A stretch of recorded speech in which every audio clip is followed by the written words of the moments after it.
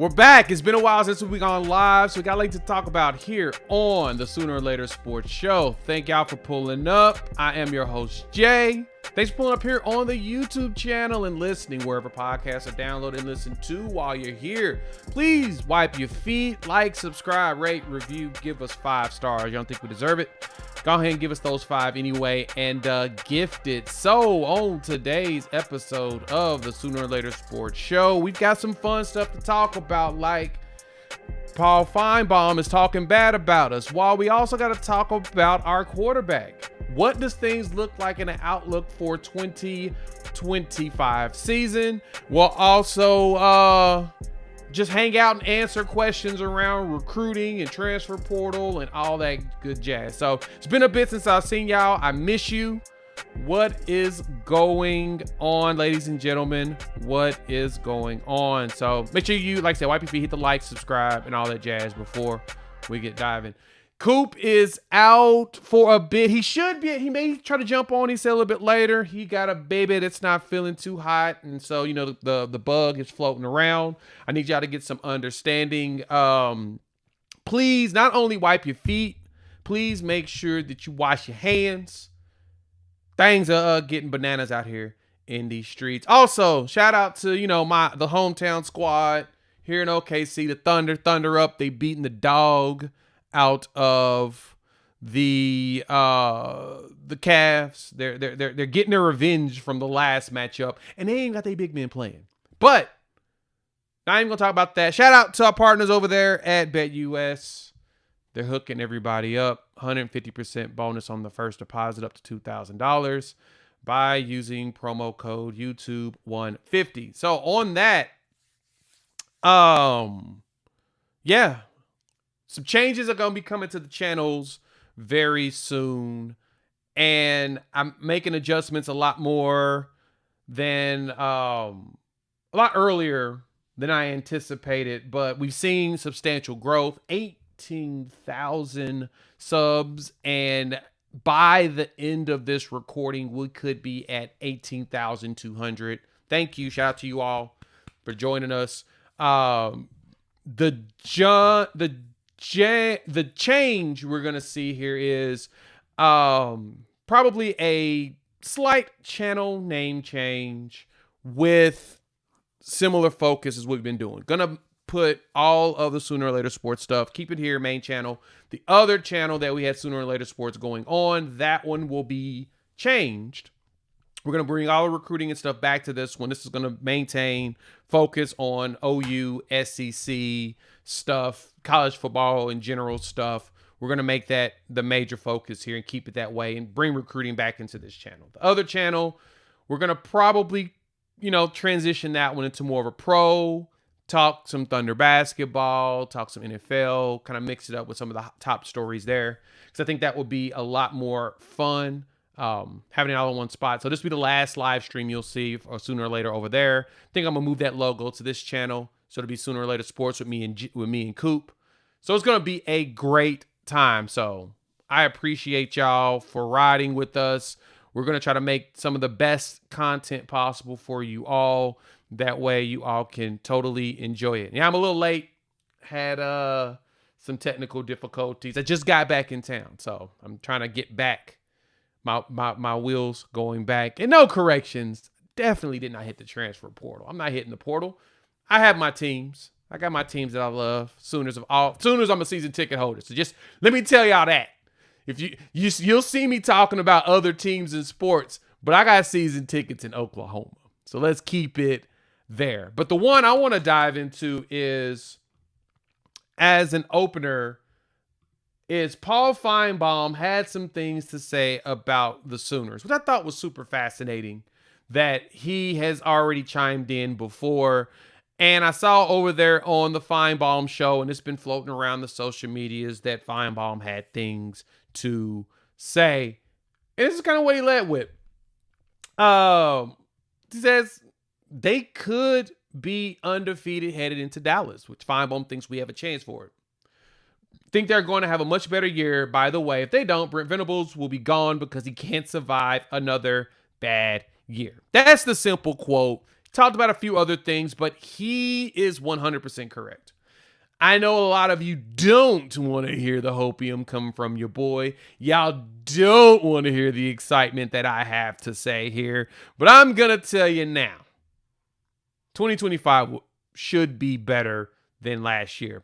Barring injury. That was our biggest problem, is that we had a substantial amount is all the injuries you had on the front line, O-line, wide receiver on the offensive side of the ball, while also having two extremely green quarterbacks. Recipe for disaster. Unfortunately, we had to deal with that all of last season, and the good thing is that we still into a bowl game. That's the thing that still surprises me. I'm keeping it buck. When you have all of that stuff line up bad, you're not supposed to finish at 6-6 and go to a bowl game. Should not. Because regardless of your blue chip ratios and how many good players you have on your team, when you're young, that ish is hard. Young players, they got to still adjust to the game, man. A lot of them learn quickly at just how fast the game moves. And they're like, oh yeah, this was not what I anticipate. I remember talking to a couple players here or there. Heck, I remember Richie Pearson chatted with him, once before here on the channel. And he mentioned going when he went to Wisconsin and they were learning the Rex Ryan defense, that he's like, it's a lot faster than I thought. Now, you adapt quickly, especially when you're talented enough. You will, but it's still it's a lot tougher than people anticipate. And I think for a lot of the players being tossed in there, the one conference you definitely don't want to start with a whole bunch of young freshmen and redshirt freshmen is in the SEC. That's where you're dealing with NFL caliber defensive coordinators, NFL caliber coaches.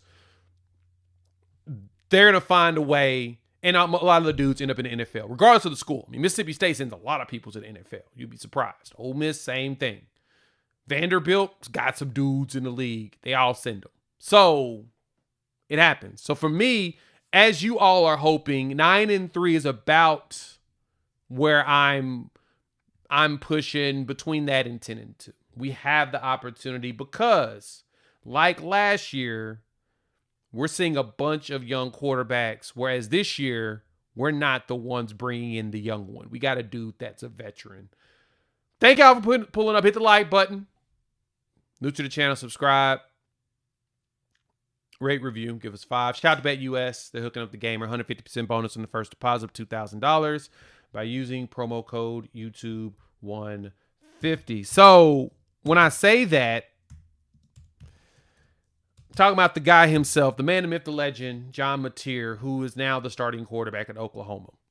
Now, all the articles are being written right now.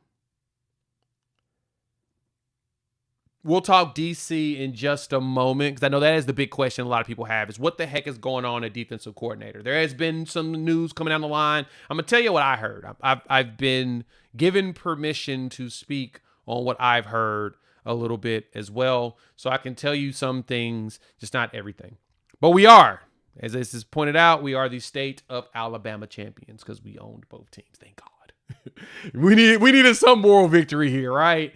After last season, but the defense was good. Top 10 finish in efficiency, top 40 in total defense and raw numbers when you bring in and take out garbage time from, team winning some of those games. Those numbers shrink. The team finished 7th in defense efficiency over at ESPN.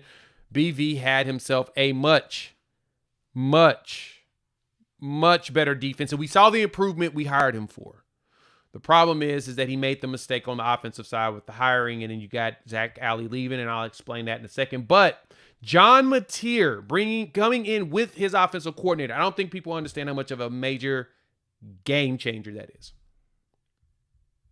That is what it is. Topher, shh. You're speaking out too loud right now, Topher. Keep that quiet. Thunder right now are cooking Cleveland, so we don't even have to talk about them yet. We'll talk about them on another day. Probably go on with PG on his Thunder Up podcast, and we'll talk more detail on that. So PG, fire up the cameras. Let's dive into that. But bringing in a quarterback like John Mateer with Ben Arbuckle, and there's another component to this that I saw. It was I think it was Stoya that posted this, but Jacob Jordan had a quote about working with the new offensive coordinator and everything that made me go, oh snap, this should even be even better for us going forward. You bring in Ben Arbuckle, West Texas kid, reminds everybody of the last coach that we had here. Yes, for some it does. But his offenses are built in those innovative ways. And he even talked about it himself. His offenses are very multiple. He's not out here just doing the air raid. He's switching it up from air raid to, West Coast to run heavy. Whatever it is that needs to be done to win the game, his offenses is focused on.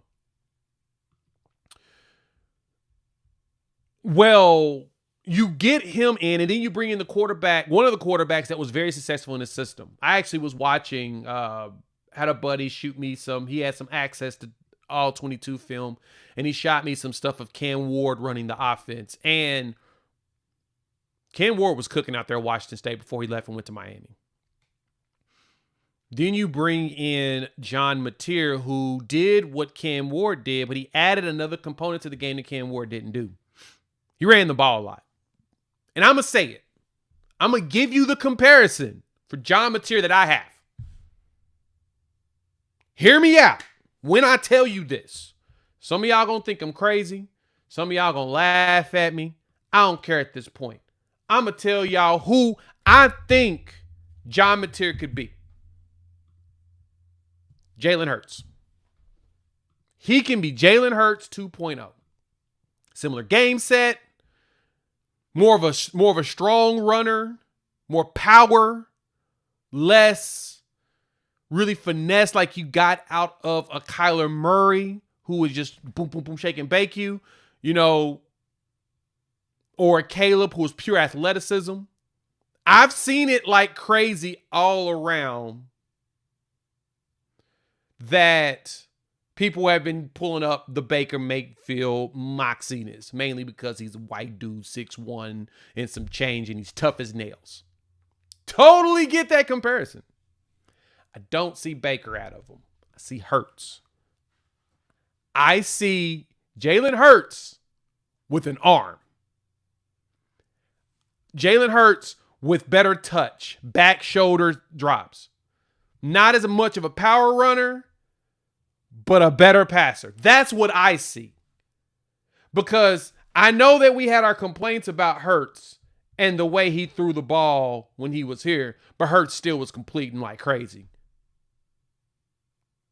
Like, Hurts was still putting some passes in spots where you're like, wow. That's what I see as my comparison. And like I said, Hurts' college stats were not terrible here. They're really good. They were really good. But Hurts also came out there, pulling up his career stats now. He also ran for like, what was that? 1,000 yards when he was here. He completed 69% of his passes for 3,800 yards, 32 touchdowns. Then he ran for 1,200 yards, almost 1,300 yards. And also ran for 20 touchdowns. So 69% completion percentage with good passing. Mateer is similar to that. That's where I saw the comparison. Y'all catch my drift? You smell what Jay is cooking there? That's why I say Hurts. Because everybody wants to call Baker. Baker didn't run as much as what Mateer does. And as our, resident Washington State fan, pray for you, my boy. Sorry about that. He says, trust me, Mateer is also a dog. He will will teams to win. Yeah. That's what barring injury. Knock on those woods. Everything about this dude's game is built like that. Last year, 3,100 yards passing on 64% completion. We'll get that improved. 29 touchdowns last year. Hurts had 32. He had 29. He ran for 826 yards and 15 touchdowns, where Hurts ran for 1,200 yards with almost 1,320 touchdowns. Similar game setup. And right now, they're doing the kids are back in school, so obviously this is measurable time. This is where everybody's getting their training in. I've been seeing stuff posted on social media like crazy about some of this stuff. Everybody's talking about how vocal John Mateer is. So that's where this comes here. More of a Baker attitude. He's from Texas, Little Elm. So you get the Little Elm attitude. Dude that was overlooked, chip on the shoulder that wants to prove everybody wrong. You get that out of Mateer. I'd say, great one. Hurts, the better arm. Baker, similar attitude, personality, similar type of moxie. And this is probably the big one to look at. Thank you, Primetime Vari. Hurts didn't turn the ball over much. Hurts was really careful with the ball. He had 8 picks. So he had less than double-digit in interceptions. Not something that you get very often. And yeah, Hurts did a really good job of taking care of the ball.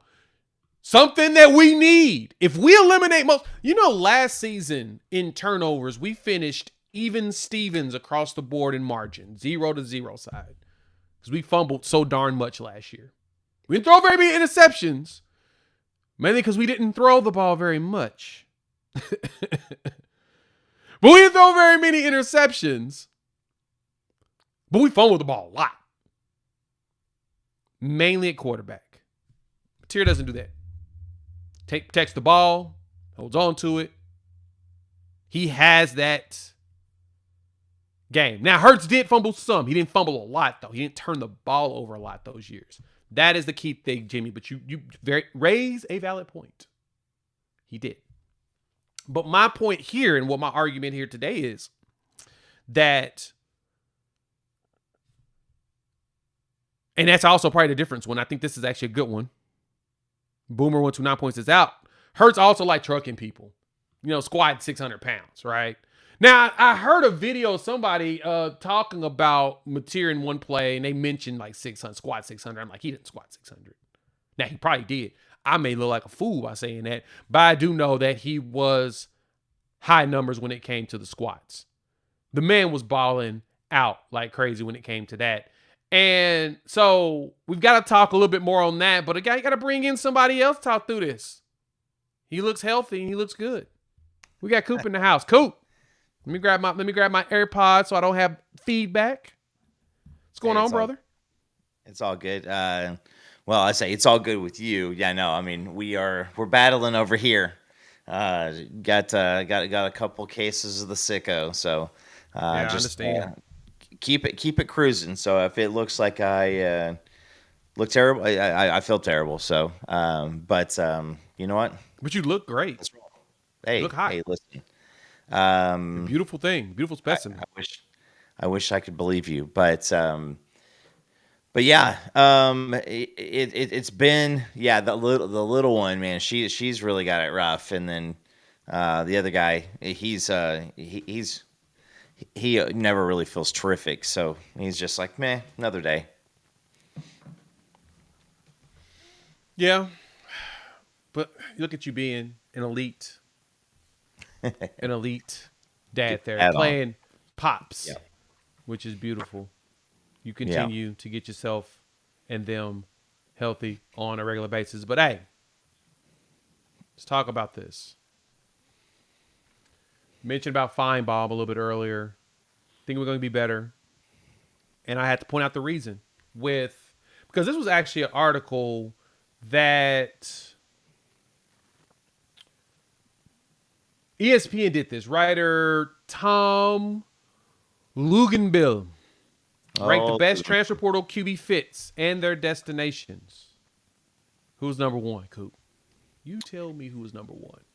Well, I'm assuming since it's ESPN and it's Luganville, it's probably going to be Carson Beck.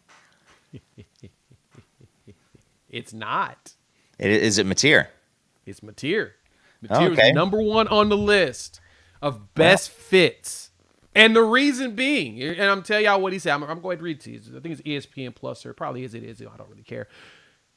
When Oklahoma hired Washington State offensive coordinator Ben Arbuckle, Tim II, Mateer's move to Oklahoma seemed to make too much sense. He knows the offense. He has played at high level, and we'll see the return of some of Oklahoma's injury targets at wide receiver. You'll get Deion Burks back. You'll get Jay Gibson. Mateer is a very tough player to rush because he gets the ball out of his hands fast. He also is a solid runner who can get out of trouble and extend plays. Mateer will be like another coach on the field as he helps tutor the personnel around him. Having a coach and a play caller you trust, combined with an experienced quarterback, could be the magic needed for Oklahoma to get back on track in 2025. Coop, that's the Sooner magic we're looking for. It's quarterback and an offensive coordinator that are in harmony and that we've seen actually produce results together. Yeah. I mean, I know you're shocked that they gave us love. I know you're shocked. It's okay. It's okay. Well, it's not even like giving us love, because I think at this point, like, we're going to be going into this year basically feeling almost exactly the same as we were going to be feeling coming into this year. Is True. If our offensive line holds up, we got some decent talent at wide receiver. Now we've got some proof of concept at quarterback. You know, you saw Jackson Arnold in a throw here, a throw there, but, you know, Mateer's, you know, got this complete year under him. He's played underneath a less than stellar offensive line. I mean, he was sacked 31 times. You know, that can't all be on the offensive line. Some of that's holding the ball too long.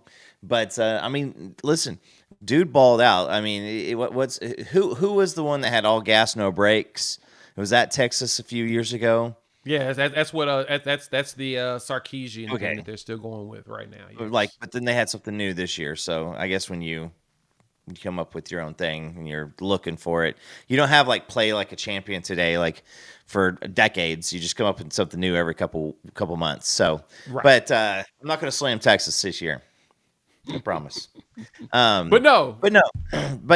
seriously, like, it's just realizing, because I mean, like, you have any type of offensive pulse, you beat Missouri. You have, you know, anything of consistent offensive pulse, you potentially, you know, knock out, you know, Ole Miss too. And it's an 8-4 team, and we feel really, really different about this. We looked at how many times wide receivers are running by themselves going, hey, and Jackson's doing the wrong thing behind the line of scrimmage. So I just believe this is, you got a proven concept coming in with Arbuckle. You've got his quarterback. He's got essentially more talent around him than he had at Washington State. This defense, if it just kind of like stays on par this year, you got, again, 6 new starting quarterbacks with new teams, whether a freshman, transfer portal, whatever, going into next year. So, like, yeah, I mean, if you look around, I think that the smart people who look around and just say, like, well, the defense, we expect to be good again, and we expect the offense just to hold up its own at least. You know, Yeah. At that point, people are going to say, like, hey, don't, you know, because is Ole Miss going to be just completely loaded like they were this year? You know, I don't think necessarily that you can count on that. I think Tennessee doesn't look as daunting as they did coming into this year. So the SEC is going to be wide open again next year, Jay. And you know, it's kind of crazy that we get here and then all of a sudden it's like it's you know, second year you're not going to have an SEC team, you know, win the title. And I don't know if there's an SEC team going into next year that you're like, let's put the money on them because they're going to look good. So, I mean, it's good for college football. A lot of people were worried that the SEC was going to be super, super heavy, but a lot of stuff are up for grabs. No, yeah, 100% agree. And that's going to be the fun part, is we're going to break this down Sunday. That's what we're going to do. Sunday, we're going to preview, super early preview, because it'll be the perfect Sunday to do that. It'll be right before I go on vacation. We're going to go and break down the schedule at a super early rate and dive into that bad boy. And I talked about this earlier, though, Coop. That's the thing that's going around right now.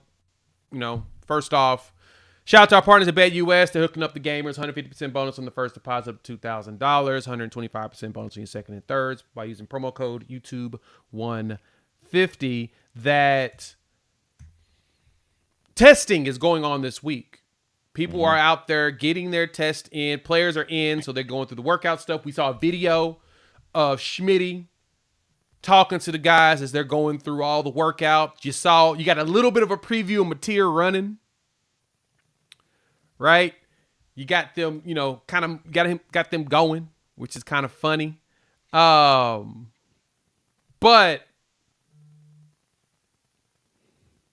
the names that have been flying around social media, Coop, there's been 3 names that I've been hearing and seeing floating around.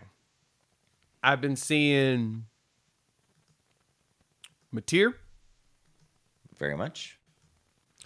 I've been seeing Elijah Thomas from Chakota, in which we talked about him.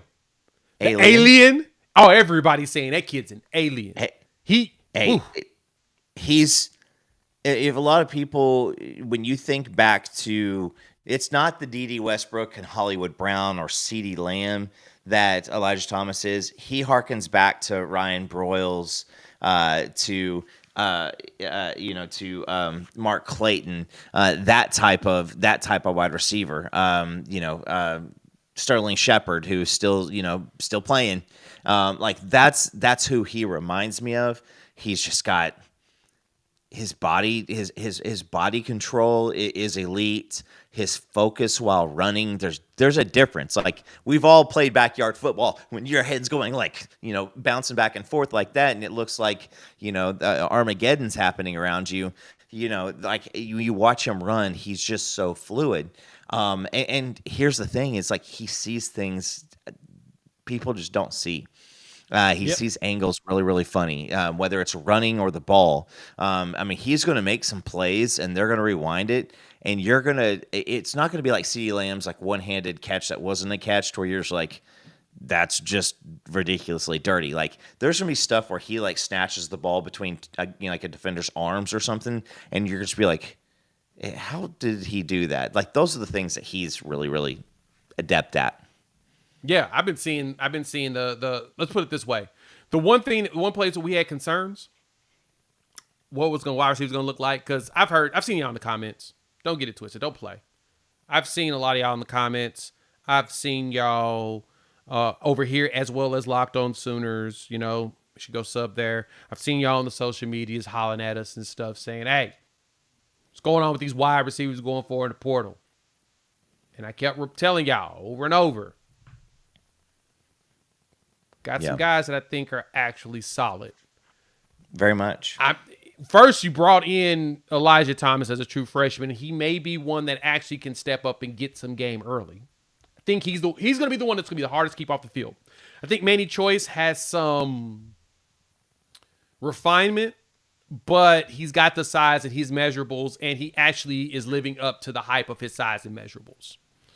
You still got Ivan Carrion as well as Zion Kearney, who had the messed up ankle and still was balling out. Got that touchdown. Cool.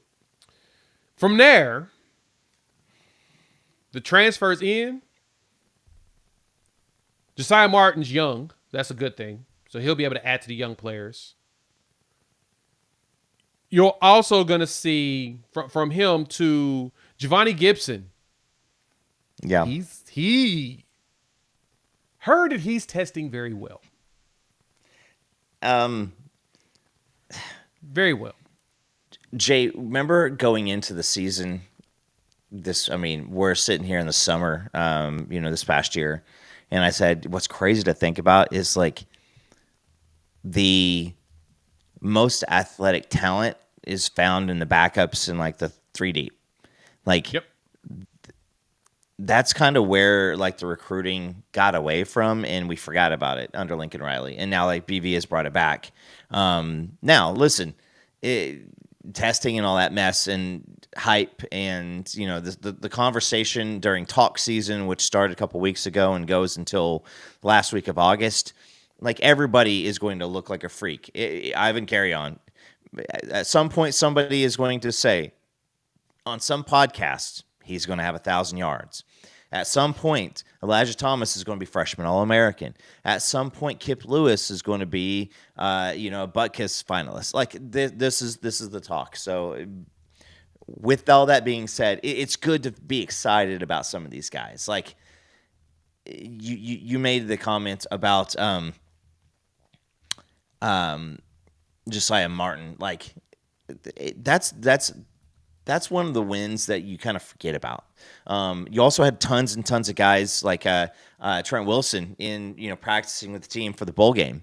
Like that's kind of a big deal. You have Foje and Fasusi, which are out apparently just doing big lineman type things at the camps that they're at and then showing out. So carry on, yeah, carry on, Espanol.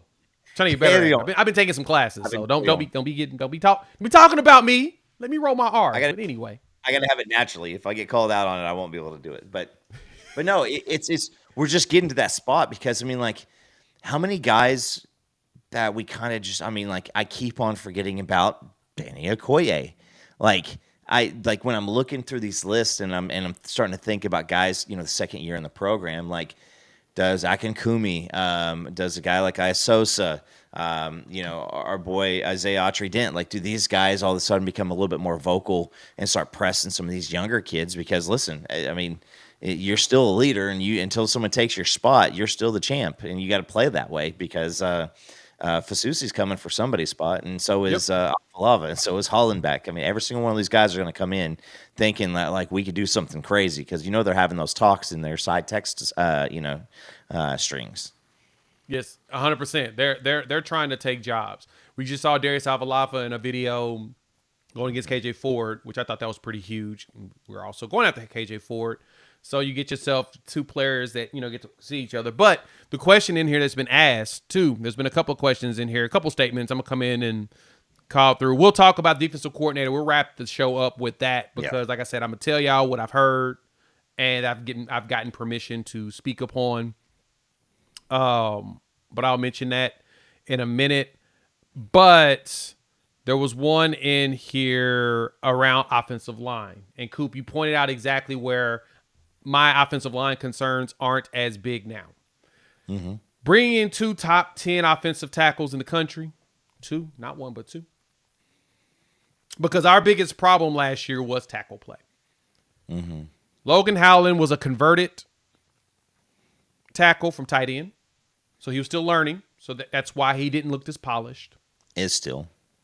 And he had his games. He's had a game here and there where you're like, okay, but he's not as polished. From him to, you had to play Spencer Brown a lot more than you probably wanted to. I know. Don't shoot me, but you had to. All because you're dealing with a bunch of injuries and young players, very young. But Fasusi and Foje walks in at the size and ability that you think you could start day one. They probably could steal a job, but they won't, but they can. Yeah. Sexton and Taylor played really good when they were healthy. Your interior was shifted when you had Hatchett to come in due to injury. You go through 3 different centers. That stuff hurts. But Troy Everett, knock on wood, comes back solid. Ozida will have an opportunity because I think he'll be good. EPL has a year under his belt. Now you can unleash the beast. And I think Weiwu, after 1 year with Beatonbow, it's going to look dramatically different next year. Think about the way McKay Matauer did. McKay looked, a lot of y'all was like, I'm out on this dude. Nobody wanted him on the field, around the Everybody field. Was out on him. Adjacent to the field. Nobody wanted him up above. I mean, you could get a Dr. Seuss book full of, wacky. Nobody wanted him anywhere near the field. And then when he's getting tossed out of the stadium, he became a fan freaking favorite. And all of a sudden everybody's like, holy crap. he's our best offensive lineman. So everybody wish he could have came back another year. I'll say that. People would have loved to have him last year. Say it again, girl. A lot of people would love to have him back. But that's what I see got away with. But I think he can elevate that. I think he has a better skill set in comparison. He just needs to get used to the way Beatonbow does things and really get the sets down. But Arbuckle's system slows it down. From there, that offensive line goes back 3 deep of actual people with experience. And then that's when you get to the freshmen. Transfers come in, but Klinko's going to play mostly interior, most likely, and you got Simmons can play some outside, but you got experience, something that you ain't had. That, to me, is where you see your current players will probably be a lot more healthier than they were last year. I don't think we're going to see a whole bunch of freak accidents as much, knock on wood. So you do that, and you give Mateer just enough time, because he does get rid of the ball really quick. Like I said, I've watched some of the All-22 from a friend of mine that sent me, and I'm just like, oh, wow. And I'm glad that you said that too, Jay, because but let's be honest, it doesn't matter who we rolled out there at quarterback this year. Do you think that either of those guys had a very, very, very confident plan of action when the play call came in, or do you think it was just let's see where this takes me? You know, right. That's the thing with Mateer being a little bit of an older guy, a guy who had a successful season this past year, had some tutelage the year before, and you're sticking with him is when a play call comes in, like he's going to be calling that play, and you got to think that like in order, you know, read 1, read 2, read 3, he's looking at receivers and like he knows what's going on. And then when the defense shows him something, he's going to have, now, is it going to be faster this year? Sure. But like that's going to be the difference is, the offensive line isn't going to be out there just holding up while some guy is running around trying to decide what the hell's going on around him. Like they're going to be holding up while Mateer knows where he's going to go. He knows he's going to have a little bit better of an internal clock, so he's going to be able to get out and move around. And I think that's where people are starting to kind of realize that, like, yeah, with Jackson Arnold, all you had was a turnover-prone bowl game where he kind of wasn't set up for success. And then he had the same stuff. That's the difference between Nico and Jackson going into this year. Nico had, just a meh bowl game, and all of a sudden he had hype. Jackson threw some turnovers in there, and all of a sudden he had a turnover problem, which turned out to be true. So, yep. So if a lot of that stuff we can clear up, I think it'll be a lot better. That's the most important thing is you got to clean up a lot of that stuff, turnovers and all of that. But yeah, if he comes in and just balls the way that we need, we'll be fine. 100%. Yeah. That's what the difference maker is. As long as he just has a competent offensive look with the way this defense played last year, and the defense is going to be better next year, guys. We're ready to bang that drum already? Yeah, I am. It's been consistent in the Brent Venables era of coaching defenses that always go up, and we bring back. I mean, it sucks to lose Stutzman, sucks to lose Billy, but I think the young bulls right behind him are ready. Period. Yeah. Stutzman was just freaking. Yeah, Stutzman was just. Yeah, I'm gonna miss him. And he cared on top of being talented. That's what's gonna get him being drafted late. There's that. And I say this is, I think early in the year, we're going to miss some of the big plays that Billy Bowman just was known for up around the line of scrimmage. I think that we're going to miss a couple of those things as RSJ and Peyton get stuff kind of ironed out and get each other a feel. I do think that we have a better chance to be more elite at safety by the end of the season than we were this year. But yeah, I mean, if we're ready to bang the drum, I'll just be this. When Marvin Jones Jr. picked us, I was like, all right, well, let's see what happens. I talked to some Florida State guys, and then I think that some conversations that Gabe and Teddy apparently had. Guys, I'm just saying, with if that guy really has figured it out, if he's matured and now he's kind of a all chips to the middle, let's go all in, just like BV is. Like, guys, I think I'm there too. I think I'm there on this defense being better. If this defense is just what it was this year, I'm still. That's all happy. that matters. It could be better. It could be better because, you got some of the freaks coming up with Nigel and Danny and Gilmore. You've got those guys coming in. You've got some of these younger kids like Omasigo. He's ready to make his turn. He's ready to make his play. Kip and Kobe. Kobe could have just a silly year. I mean, an absolute silly year. So, I mean, there's a lot of positive that could happen. And on the defense, I don't think that I would overstate that. But I being better than, there's a chance it's better next year, Jay. I'm there. Yep. And the chat has already engaged in the deep lore of DC searching, and we'll talk about that in just a second. But to kind of point out what you said, which is literally the thing to keep in mind here, that this is why I said the defense will be better. The offense is going to be able to, take some of that time that the defense provides them. You don't fumble 5 seconds after forcing a fumble at the 5-yard line. You probably win the game against Tennessee. And Jay, I'm just saying, from Tennessee on, at what point did the opposing team's offense or defense feel like their whole playbook wasn't at their disposal? Like, when you get up and get a lead and you know that you can put some pressure and put some people behind and you take away one side of the ball because they got to play faster, like, we didn't have any of those benefits. So not only was the offense just turning around and putting the defense back on the field, the other team's offense literally could just operate freely every single game because they weren't playing from behind. They had the whole playbook at their disposal. So, I mean, that's going to help out the defense too.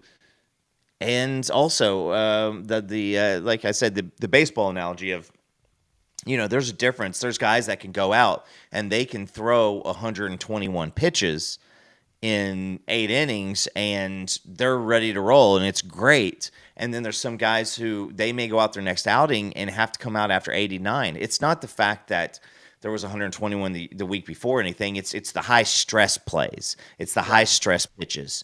And so in a football perspective is when the defense can't let anything happen every single time that they're out there, it takes more out of them. It takes more emotionally. It takes more physically out of the defense. So you don't get to really just play freely. You're always playing under pressure and under stress when the offense literally has zero, assistance to offer. Yeah, no, that's right. And, Billy Benson points out pass defense wasn't good, brothers, ranked in the hundreds last year. No, it didn't. Last season, the defense was ranked 43rd in raw numbers. It was 43rd in the country. I'm looking at it right now. Number 43 in college football was Oklahoma, average giving up 203 yards per game in passing.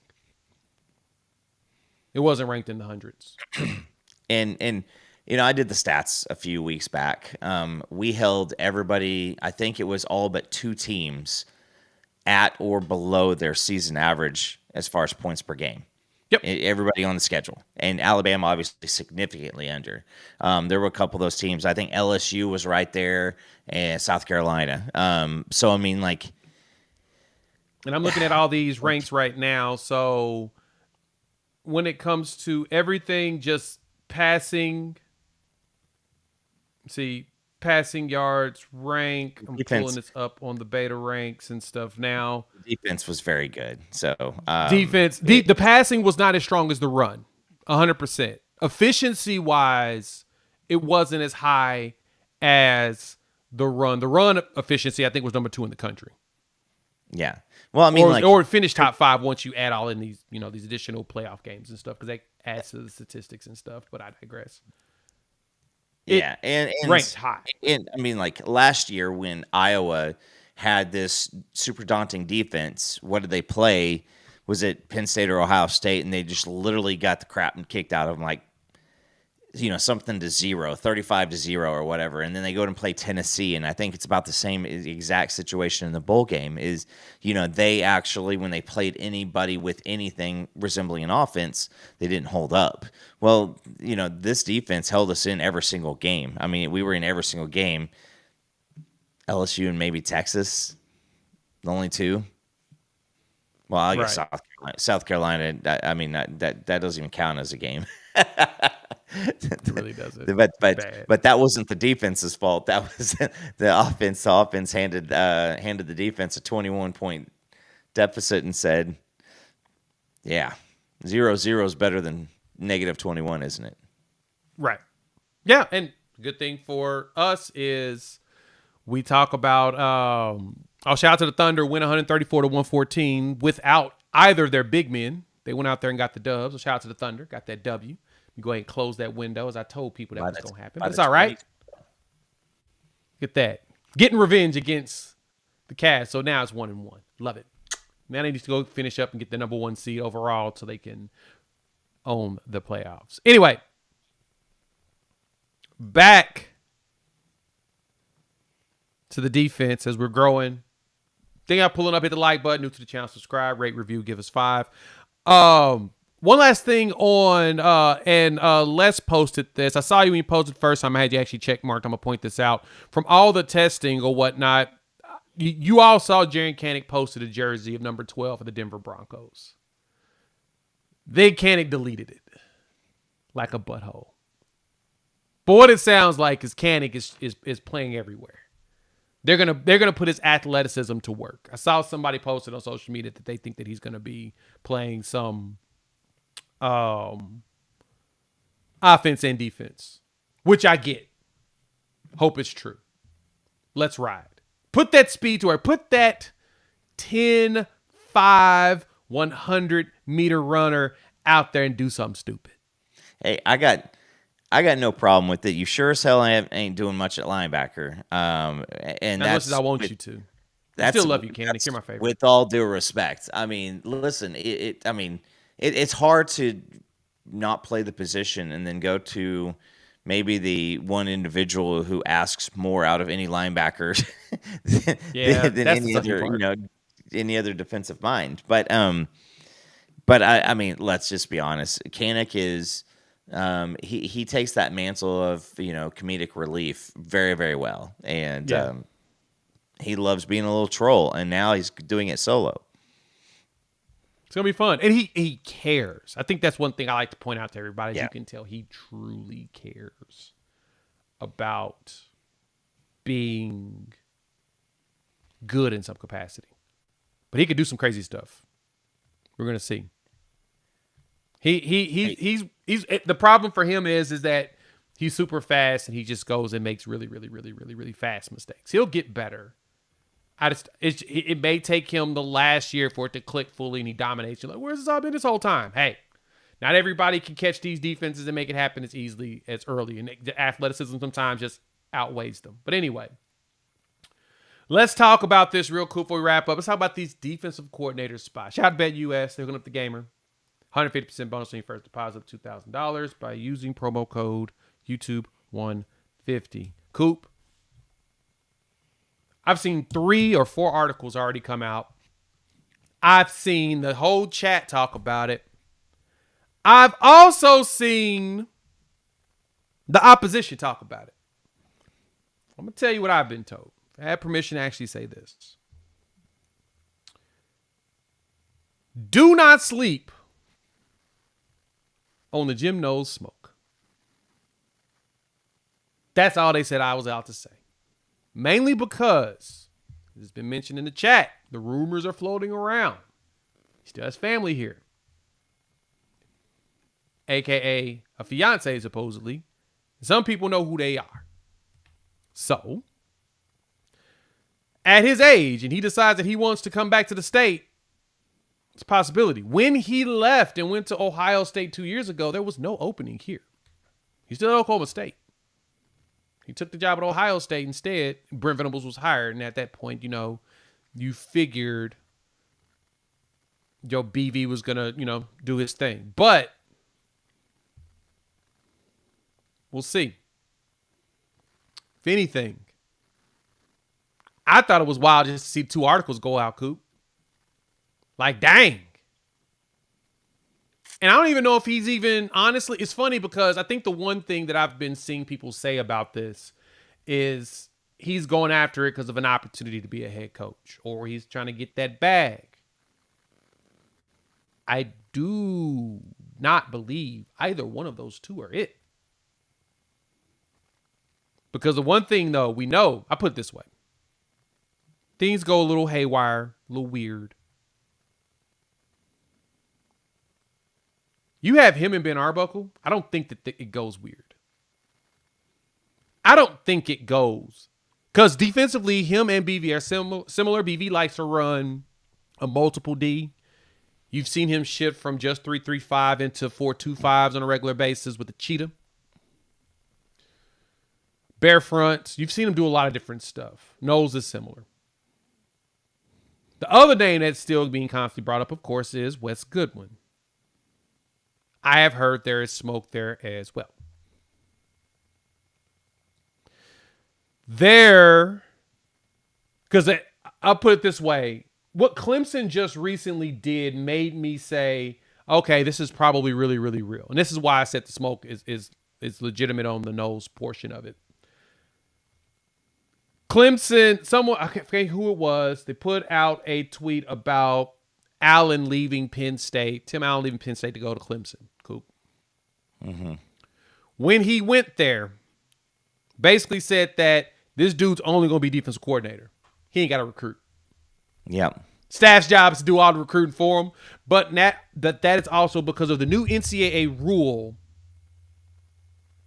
that allows for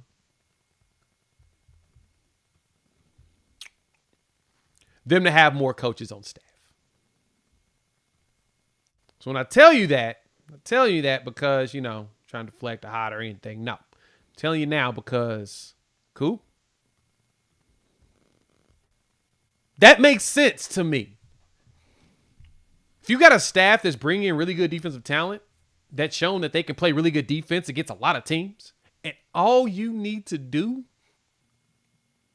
is come in there and coach them, you wouldn't pass on that? You wouldn't take advantage of that opportunity?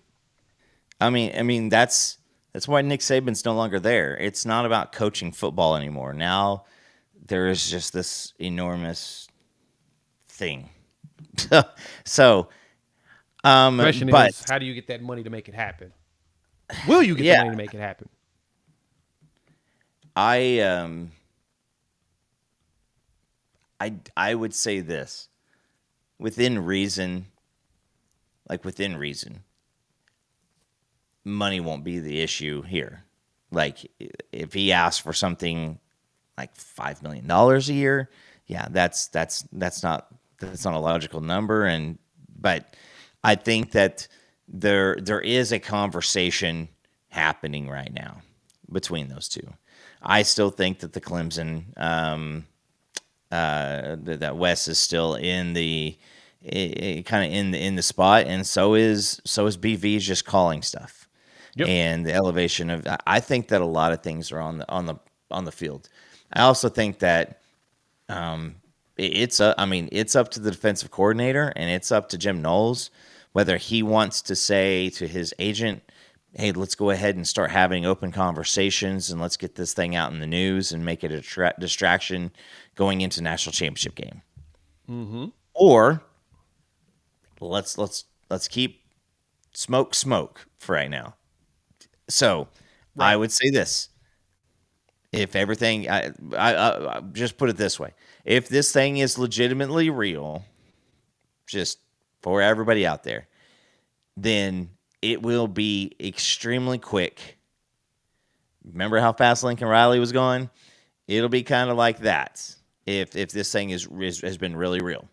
Basically on Tuesday, 1:21, is most likely when you will hear it be done if it's truly happening. Chuck, you asked a good question. What happened to his own position coaches? He didn't bring a single coach with him to Ohio State. I don't think he did. Those dudes were all there. He came in as a linebacker coach with Laurinaitis, who's the main linebacker coach there. All of those coaches there on that defense, if I'm correct, was all Ohio State guys. They were already there with Ryan Day. I think they made maybe one or two adjustments. Larry Johnson on the defense. Larry Johnson's been there forever. The Godfather, which please retire. I love you, Larry. I don't know. I think you're an amazing man. I just need you to retire. Come south and be an analyst, and that would be amazing, right? It'd be warmer weather. We got nice people. Coop would definitely get you into some great spots. Larry Johnson, you should come on down here and be an analyst and just, have your retirement gig. Hey, listen. Do that. But on that question, though, Chuck, if he's coming to run the defense, what does he need to? He don't need to bring position people. He didn't move position people around when he was at Oklahoma State and Ohio State either. That's kind of my point. He's just one of those dudes that walks in and architects the defense and say, boom, go make this thing happen. And that allows BV to be able to focus on game management because we've seen those capabilities already. Know he can be trusted. Focus on game management, organizing everything, make sure things works out, take care of the team. Ben's going to be doing the offense that way. Knock on wood, second time's the charm when it comes to having somebody be able to do that. Levy wasn't god awful, but all y'all begged for him back after you wanted him gone. So we learned a very quick lesson there, right? There he goes, Topher. Good point. He brought his safety coach with him. That's what it was. I couldn't remember which one. Because he coaches linebackers, but Laurinaitis also coaches linebackers, and he's been there forever. He's been there for the last couple of years. That's how we lost Peyton Pierce. Because Laurinaitis is that good of a coach. Like, beloved. He's really good. And did it. I mean, that's Notre Dame had him at one point, too. Yeah, that's his alma mater, too. And so, I mean, it's... Hey, it would be like Teddy Lehman being a really, really good linebackers coach here. Yep. So it would have been nice if he, because he was a grad student. Yeah, he was a grad assistant, and he played. He was an Ohio State grad. He was a grad assistant. Started Notre Dame, went to Ohio State, and has been eating when it comes to that. So, yeah. Just saying. You make sure you go back to the rewatch. We did talk about Kanik and the position change, but I'll say this: playing quarterback now. He's gonna play everywhere. We're gonna make him do it all. He's actually really good quarterback-ish back in his high school days, though. Taysom Hill. I saw somebody put Taysom Hill. Yeah, Taysom Hill basically is exactly what you're getting out of. He's like a Taysom Hill type dude, but he's good. He's good. Athletic as hell. You just got to get him to, close. But yeah,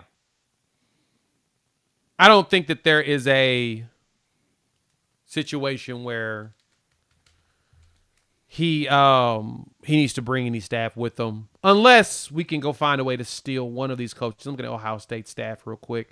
I would love to get my hands on, and this is no shade to our guys.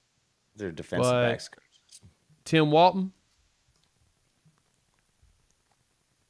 Tim was with the NFL before he came to college in 2022. I mean, if he would like, totally can. But at the same time, I think that for Tim Walton to leave, he'd have to get a defensive coordinator spot. Yeah. Because he was defensive coordinator at Miami and Memphis before he went to the NFL. And he was actually DC over there with the St. Louis Rams back when they existed. Feels like a long time ago, right? Yeah. But it wasn't that long ago. St. Louis Rams. What is I don't know. Let's not even go down that. I don't want to go down that rabbit hole. But Tim Walton ain't leaving him. He probably could end up being their DC. Ohio State. Dudes, they got some good coaches on this side of the ball. My point is, light a cigar up. Smoke is legitimately there. We'll see what happens. Yeah. Tim Walton. My bad. Walton.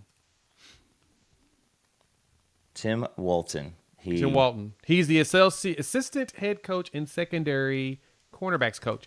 Their safety coach, Matt Goody Guerreri. Guerreri. I had to throw the R's on. Good content. Guerreri. Right. He came to Ohio State in 2024, but he's at Indiana and Ohio State before. So I don't know if he actually came in with. He can come from Oklahoma State, so I don't know.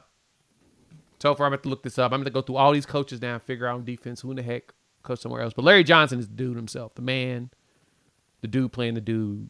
We need Larry Johnson to retire. He the GOAT. 10 years Ohio State, all those edges and linemen he's had. Good Lord.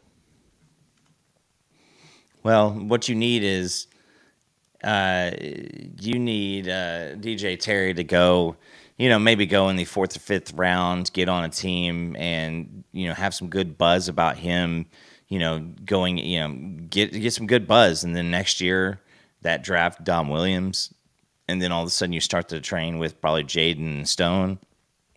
And, listen, we can have Bates right back up there again, but you're going to have to do it, and it's going to have to crawl because, we haven't since Gerald and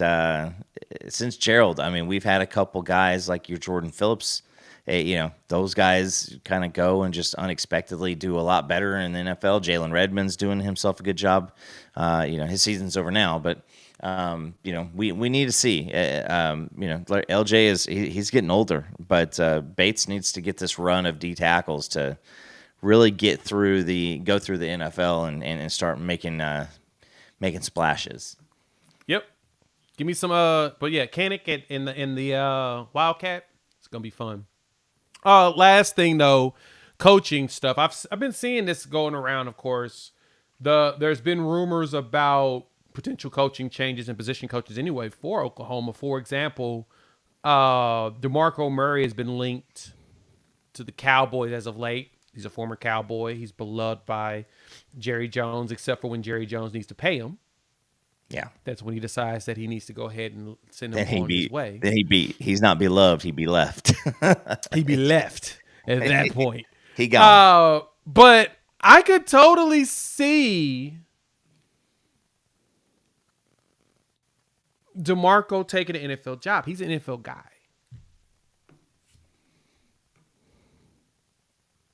And that makes sense.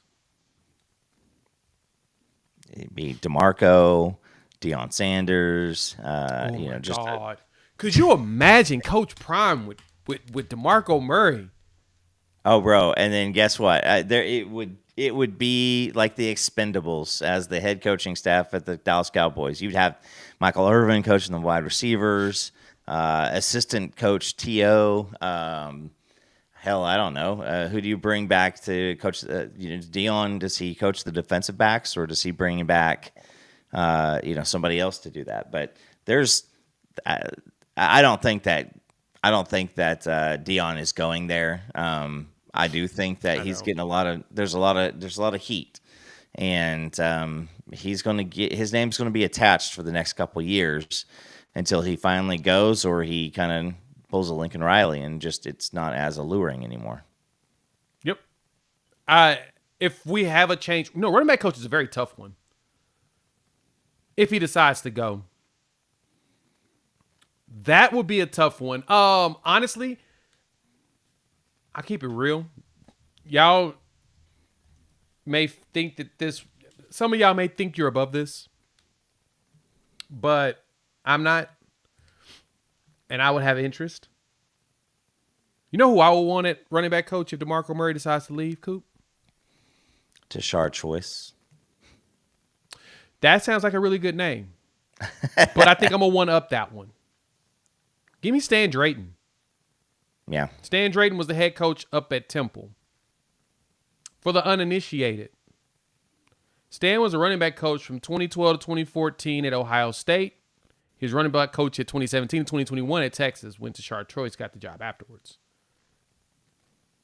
Dude can put him. Dude can coach.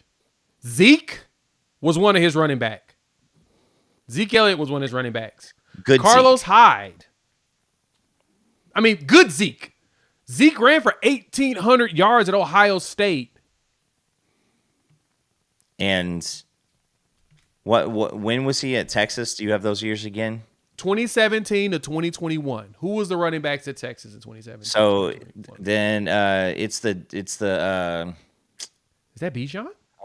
no, Bijan would be right after that. Who is the one? Oh my gosh, he's over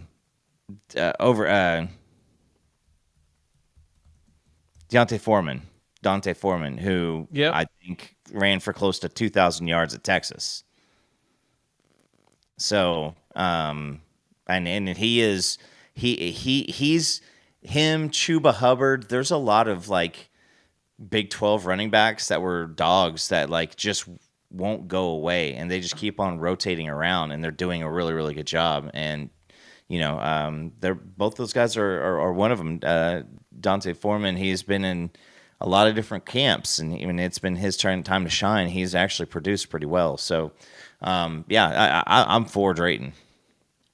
So, by the way, yes, the recruiter for Bijan Robinson was Tim Beck, who's the head coach over at Coastal Carolina, and Stan Drayton. 2020 was when he recruited him. Drayton left in 2020 after 2021 season. That's when Choice. So Choice. Where was was 22. Oh, before that, wasn't he there? Was he at Jatech, or was he just the assistant running back coach? I think he was coaching. He was coaching at Jatech, 19 to 21. Okay. Yeah, 1921. Now, man, Tashard Choice loved OU. He did. He just had a fella in front of him who was a really, really good running back. And his name's Adrian Peterson. So Kewan Jones and Ronaldo Works were the first hurdle, and then Adrian Peterson showed up. Then AD shows up, and he's like, "Oh, okay, no, we're not doing this." And I don't know, Jay, did you see Adrian's little son? Yeah. Was he a 7th grader? Little all day. Mm-hmm. He's in the 7th or 8th. Yeah. He's class of 2030, whatever that is. Yeah. It looked. It's we've already been through a lot of like really, really great running backs, like kids come through, and not really any of them, worked. I won't count Christian McCaffrey because Ed was a receiver, but right. But you've had a couple of kids of big players when we were growing up. If AD can, if his son can come in and actually turn into something, he's got to learn how to catch though, because that was what pushed Adrian Peterson out of the league. Is he looked like a clown show when he was going out for a pass. Like it just was not pretty. And in pass, I don't know how you can be 6'2", 240 and be so bad at pass protection.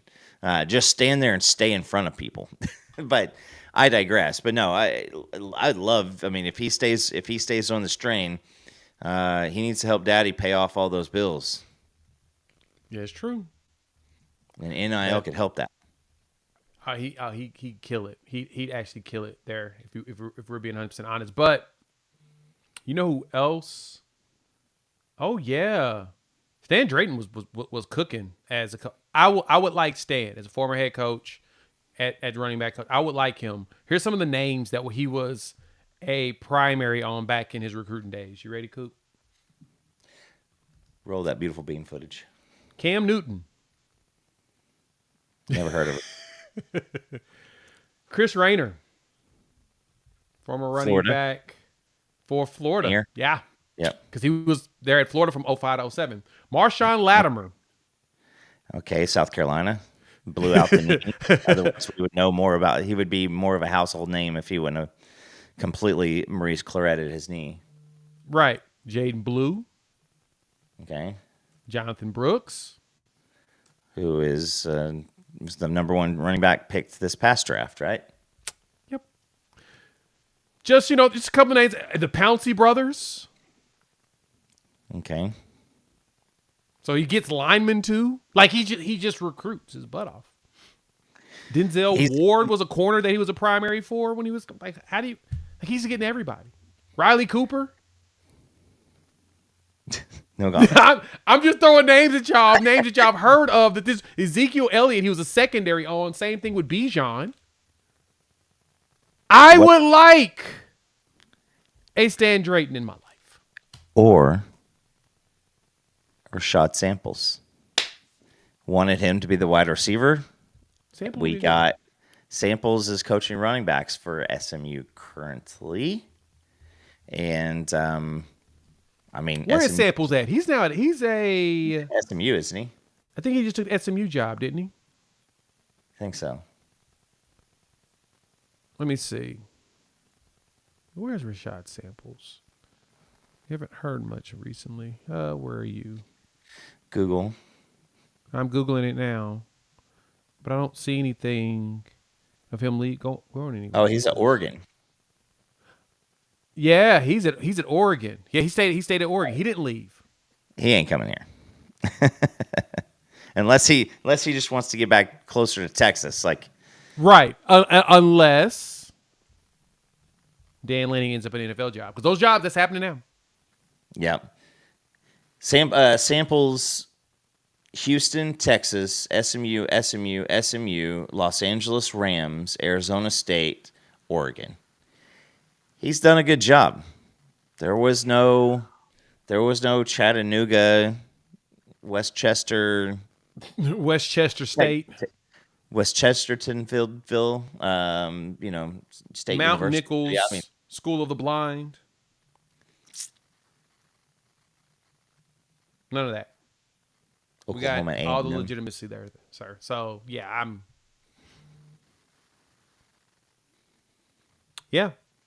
that is a conversation that can be had.